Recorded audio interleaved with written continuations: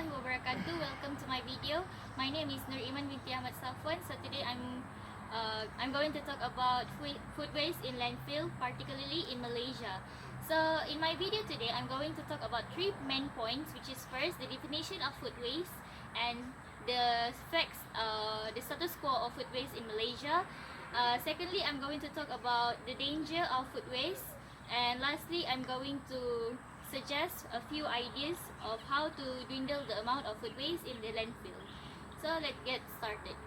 So firstly, what is the food waste meaning? So food waste is basically isn't just the trash that we produce or accumulate during after our meals, because there are many more things that can be considered as food waste, and namely leftovers or rejected food items.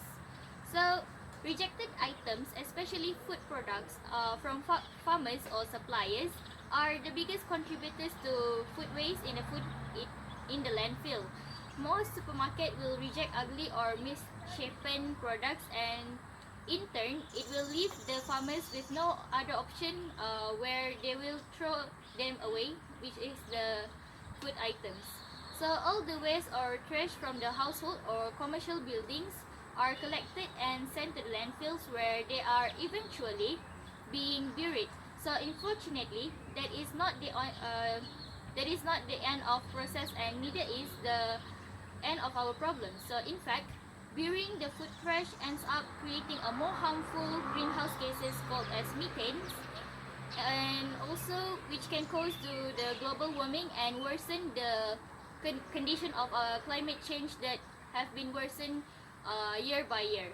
So in order to avoid the mass production of methane gas, we need to reduce the number of food waste in the landfills, and this much needed action has to be concerted one, involving not only corporations or the government but also the public as well. So this is why the importance of us to rise up the public awareness regarding this environmental issue. So after all, household waste does make a huge percentage of waste that goes to the landfill.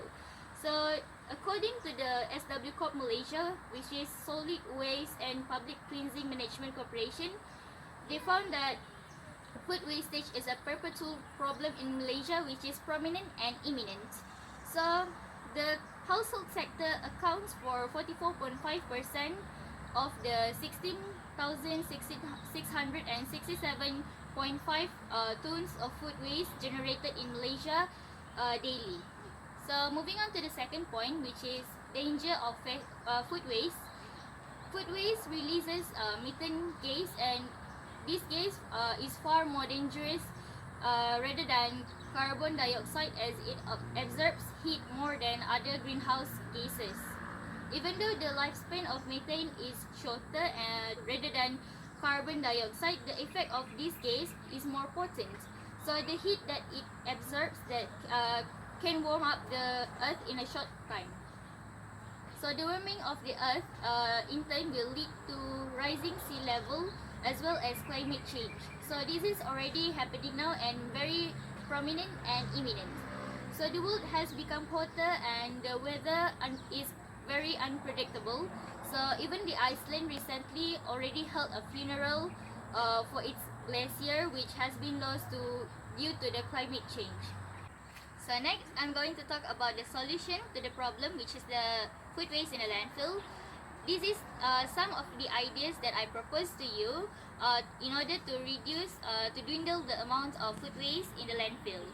So first of all, I'm suggesting you to use this method, which is shop smart, where most of the people tend to buy more food than what they need. So though buying in bulk may be convenient, but research has shown that this shopping method leads to more food waste. So to avoid buying more food than what we need, make frequent trips to the grocery store, even every few days, rather than doing a bulk shopping trip once a week. Additionally, try making a list of the item that what we need to buy in order for us to stick to the list, and this will help you to reduce impulse buying and reduce food waste as well. Secondly, we need to learn how to preserve food, because food preservation techniques such as pickling, drying, canning, fermenting, freezing, and also curing have been used for thousands of years, and all these methods you can use to make food last longer, as well as reducing food waste.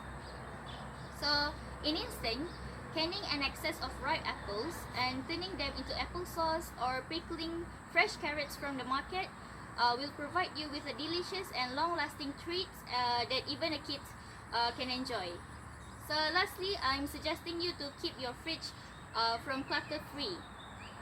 You have probably heard the saying that out of sight, out of mind. So this rings especially true when it comes to food. While having a well-stocked fridge can be a good thing, but an overly filled fridge can be bad when it comes to food waste. So help avoid food spoilage by keeping your fridge organized, so you can clearly see foods and know when they were purchased. So a good way to stock your fridge is by using FIFO method, which is first in, first out. So for example, when you buy a new cartons of berry, place the newer package in front of the old one, so this helps ensure that the older food get used and not being wasted. So to recapitulate, I hope that this video will help you to give you some ideas about how to dwindle the amount of food waste in the landfills, and rise up the public awareness regarding this matter, which is environmental issue, which is very crucial to us to understand.